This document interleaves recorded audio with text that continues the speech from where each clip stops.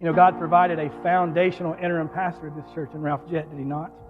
Who continuously challenged this church family to be prepared in the midst of a culture which was being redefined during a national pandemic. But God was faithful. As a worship leader, part-time at that, Chris shouldered a great learning curve. How do we maintain community in the body of Christ when we have to move from the sanctuary to the screen? But God was faithful. In the church office, which we weren't sure was going to be open and what day to do and what all was going on, Robin handled the administrative responsibilities in this church perfectly, sometimes from a distance and in time of great uncertainty. But God was what? Faithful. Then the church elected a search team with a daunting task. Call a new pastor in the time when the church isn't really even getting together for worship anymore. I mean, hey, who looks for a pastor in the middle of a national pandemic? But God is faithful. Fast forward to Mother's Day 2021. Our first Sunday as your new pastor and family. We were short-staffed, and I was encouraged more than 1,000,000 times to wear my running shoes. And so I did, and so we ran.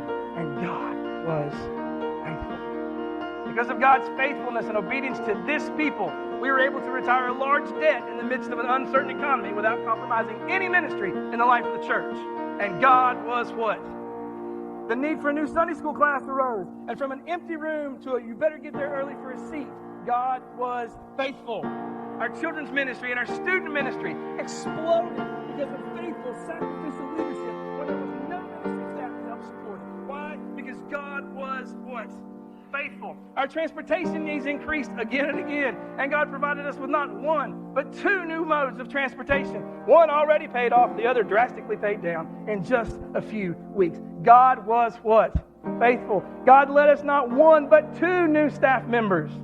Jonathan is our full-time connections pastor. Rob as our worship leader. Within 2 to 3 weeks of each other, calling 2 additional staff.